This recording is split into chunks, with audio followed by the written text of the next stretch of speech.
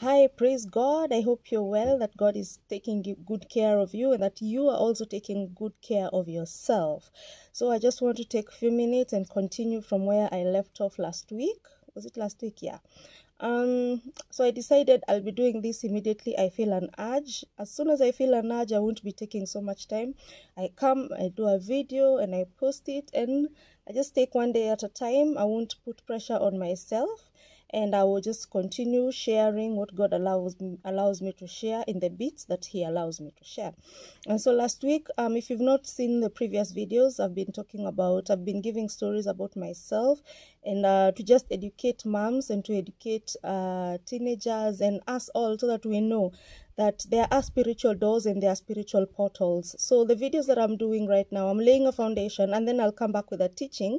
But first, I'll just do stories so that you all understand from where I'm coming from. So these stories I'm doing, I'm laying a foundation, and then in the end, we will come and do a teaching about doors and open doors and spiritual doors, especially in regard to sex and family patterns and family ties, things in that direction. And so last week I talked about how I went through a period of molestation, and I'm not going to go through that. So if you have time, kindly go back and see that video.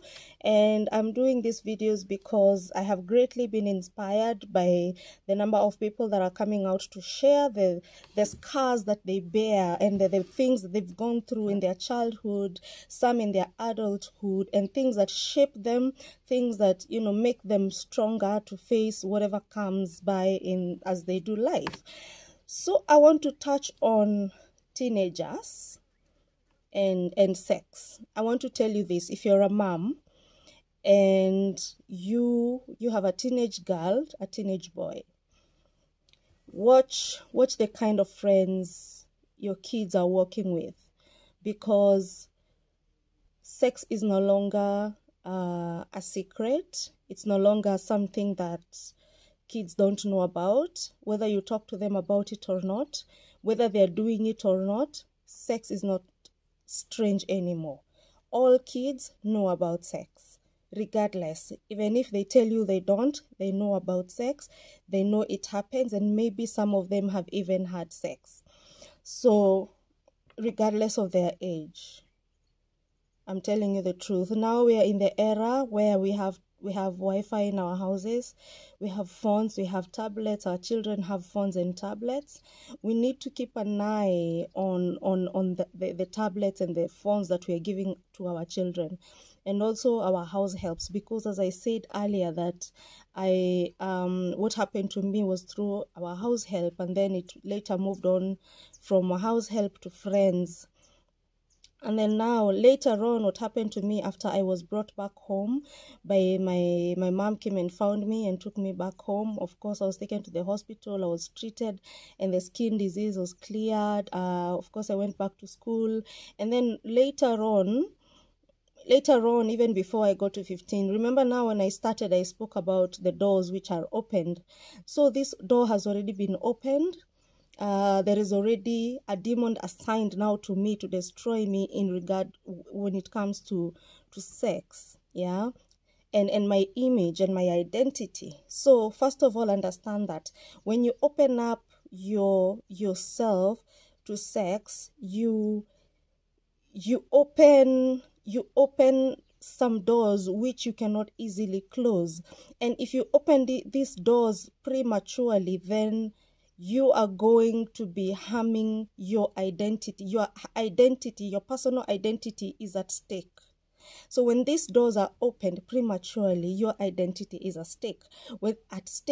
When these doors are opened prematurely, your identity is at stake.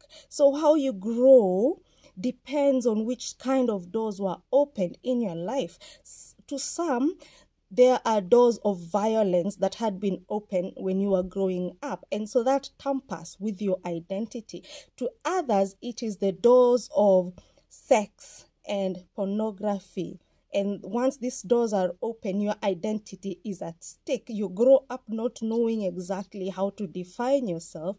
You grow up not knowing who you are. And so anything that comes by and anyone who comes by telling you this is who you are, then you are more likely to believe them, because you really don't really know your identity. So what happened to me was, after I had come back from home, there were, of course, some kids in the neighborhood, and as we know, during those days, there are people who used to cook changa in their homes, and they would sell. So there were some neighbors of ours who would sell this cheap liquor. And I remember we used to play with the kids from this home, from which the mom used to cook cheap liquor, and she would bring us some liquor and we would drink. Yeah, it was exciting to drink liquor. So now I'm drinking liquor. I am under 18, and smoking was introduced, because these girls, they were girls, the ones whose mom was selling cheap liquor in their house, used to see the men who are coming to buy the cheap liquor in their house smoking. So she would steal the cigarettes and she would come, and behind our house we would smoke and drink changa. And we were young kids, literally below 18. And so that continued on, and after some time, we never used to get drunk. It's just tasting. You're tasting to know how kali it is. And of course, after some time, you start desiring to taste even more. You're like, wow, I wish I could taste that Tusker. I wish I could taste this. I wish I could taste the other. I wish I could taste bang, the marijuana. I wish I could taste. So it started like that, and we started tasting and tasting and tasting all of them. So all the ones that were within reach, the ones that these girls could reach, so she would bring and we would taste. So after some time, these girls had sex already, and they were about 14, 15. They were younger than me, actually, because I remember the first incident happened between, I think I was 14, 15, if I'm not wrong. And then now about 16, I've come back, and 16, around there, they have boyfriends, they've already had sex, and they are telling us, me and my younger sister, how exciting it is to have sex and how it changes your life and all these things. They praise it like, it's just going to make you become somebody else, and they define your identity based on how you perform this act. And so it reached a time, there was this boy who was around, playing around, and it just has so happened that I got hooked up with one of the boys. All of them had already had sex. Remember my background, what had happened, I won't go into that. And so one time, you hear, oh, I was with this one yesterday and we had sex, it was wow, it was like this, you're stupid, you don't want to have sex. So there is all this that you feel like you're not, it makes you feel that you need to do it so that you can click, you can be one of them. So you feel like now, because I've not done it, they feel like I am not part of their clique, their group, so I'm not their friend because I'm refusing to also do it. The peer pressure, and they start calling you names. Oh, you're a fool, because you're refusing to do it. So in the end, because of peer pressure, I found myself going ahead and doing it. And so that time, around 15 going on 16, I think 15, I went, and it so happened that I slept with a boy and I got pregnant. So I'm 16 and I got pregnant at 16. So this is the story that I tell people. Before now I came out to talk about this. I used to tell people, I used to lie about it, and I used to tell people that I got pregnant the first time I had sex, but the first time I had sex was when I was molested. Basically, it is not like I had sex, I was taken advantage of, so it was never willing. So this is the first time where I found myself as a teenager now going on and just doing it with this guy. That's why I always say that was my first time, though it was technically not the first time. So it happened, we engaged, and I got pregnant. And of course, you're 16, pregnant, your parents won't approve. So it so happened that there was confusion and all that. So I went and spoke to a neighbor of ours and told her what was happening to me. And you know, she went and told my dad. My dad knew about it, and I think in the next video I'm coming back to now talk about my teen pregnancy. I want to leave it there, but today I wanted to show you how peer pressure happens, and maybe I'll focus more on it next time I'm coming back to the video. I'll talk about peer pressure and how sex happens. It happens to all teenagers, and I'm going to touch on how my daughter has made me proud that she is not yet, she's 23, still not pregnant. How she made it, it's just God, but she has been strong. So yes, I have a 23-year-old. That's 16 years ago.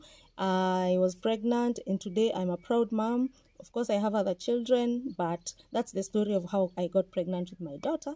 And I'm coming back to talk about peer pressure and talk about my teen pregnancy. So today I just wanted to brush off and just start off this conversation, because it's not easy to always find the right words to go about it. So I think that's it for now. So come back, please.